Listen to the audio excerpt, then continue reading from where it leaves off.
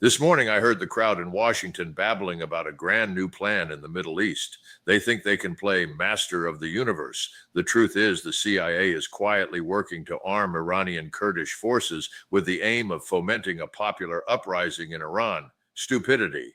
Absolute stupidity. Look at the map. The Kurdish people are an ethnic minority group in the Middle East without an independent state. Estimates of the population range between 25 million and 45 million worldwide. Most live trapped in the mountainous region that stretches across parts of western Iran, eastern Turkey, northern Iraq, and Syria and Armenia. In Iran, Kurdish people make up an estimated 8% to 17% of the population. Do you think this tiny minority can overthrow an independent state?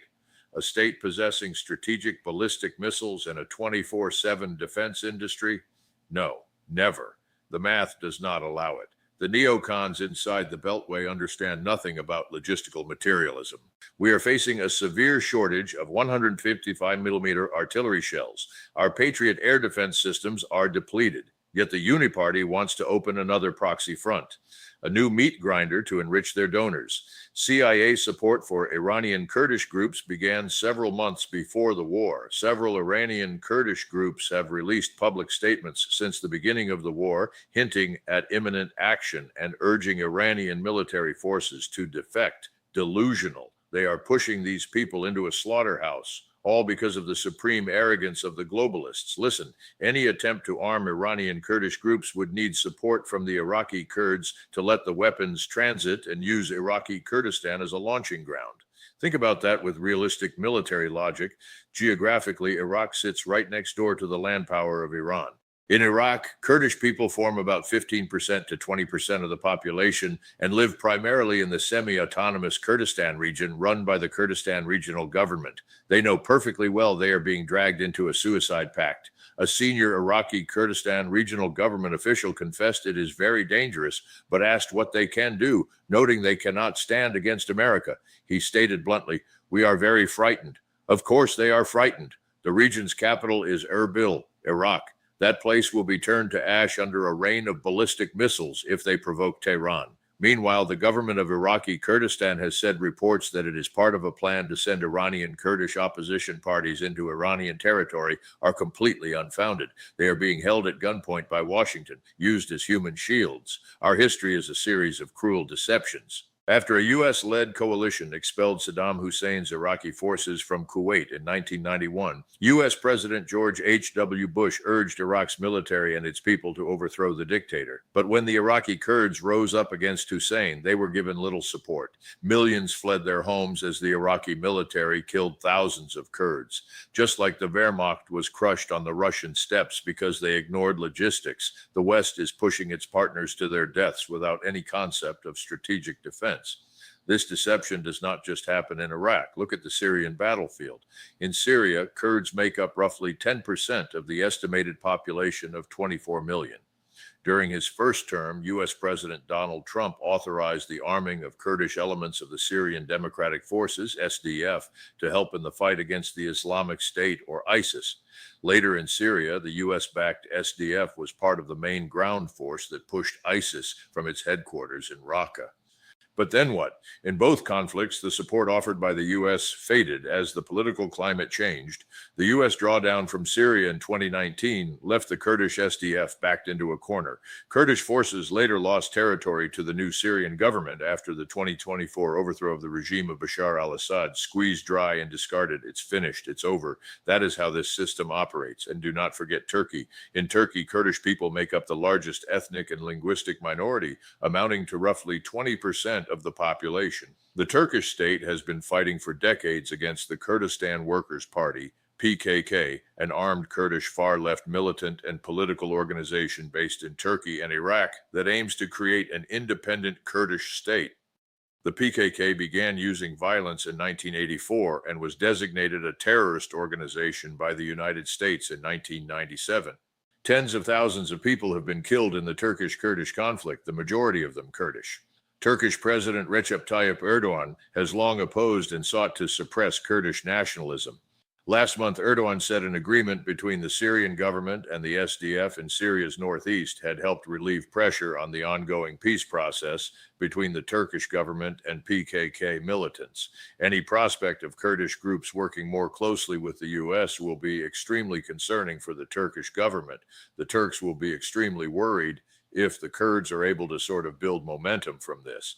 Angering an ally with the second largest ground army in NATO just to serve the delusions of lunatics is a strategic catastrophe. The crowd inside the Beltway thinks they can divide Eurasian powers with a few dollar bills. They are blind to history. In 1946, a short-lived Kurdish state called the Republic of Mahabad lasted less than a year before it was dismantled by Iranian forces under the Shah. It is widely considered the first modern Kurdish republic. Geography is destiny. You cannot create a new nation by pumping in a handful of weapons from afar. In the decades since, armed Iranian Kurdish groups have fought the Iranian regime, operating from outposts on the Iraq-Iran border, where they have thousands of fighters. The Kurdish regions in western Iran have long pushed for greater autonomy or independence, as well as improved rights. Amnesty International and other human rights groups have detailed widespread human rights abuses against the Kurdish minority in Iran. Teaching of the Kurdish language is restricted, Kurdish names are banned from official registration, and Kurdish activists face arbitrary detention. But that does not mean we should incite them to commit suicide. When Trump or Netanyahu are asking Kurds to fight against the regime, Iranian Kurds will have in their mind the experience of Kurds in Syria. It would be very surprising if they look at the U.S. or the Israelis as reliable partners, though some may feel that it doesn't really matter and that all they need is the support. Let's be frank, the CIA and likely Israel's Mossad have been in contact with minority groups in Iran. They would also probably be speaking to other minority groups such as the Baloch people and the Azeris. What is surprising is the fact that information has been released now because it puts a huge target on the back of these groups, both inside Iran and across the wider region. Just like General Kutuzov patiently burned Moscow to lure Napoleon to his death, our adversaries are patiently watching Washington destroy itself with asinine moves. What core national interest of the American people does all this serve? None whatsoever. The truth is, we are witnessing the supreme arrogance of globalization. Following the collapse of the Ottoman Empire after World War I, Western Allied powers divided up Ottoman lands and included a proposal for a Kurdish state.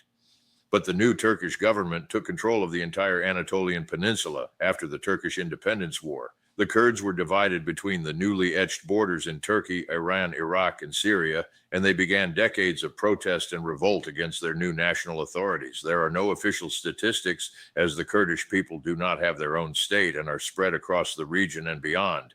Most Kurds are Sunni Muslims, but the Kurdish population has diverse religious, cultural, social, and political traditions, as well as a variety of dialects of the Kurdish language. Throughout the region, Kurdish politics and loyalties are fragmented, but many Kurds share a common struggle for more rights, freedoms, and autonomy. Turning them into cheap mercenaries is a crime. In 2017, people in the Kurdistan region, as well as some disputed areas captured by Kurdish security forces, voted overwhelmingly for independence in a referendum, but Iraq's government opposed the vote and declared it illegal. In America, the United States did not support Iraqi Kurds in their independence referendum. In 2018, the U.S. stood by as Iraqi forces drove the Kurds back from territory they had gained battling ISIS. The formation of some type of autonomous Kurdish state remains an outside prospect. Shanaz Ibrahim Ahmed, the First Lady of Iraq and a prominent Kurdish activist, issued a statement saying that Kurds are too often remembered only when their sacrifice is needed. She uttered a brutal truth. Leave the Kurds alone. We are not guns for hire. It is time for us to wake up. It's finished. It's over. Pull the troops back. Focus on the American border. Do it before this debt-ridden economy drags us all into the abyss alongside the corrupt elite.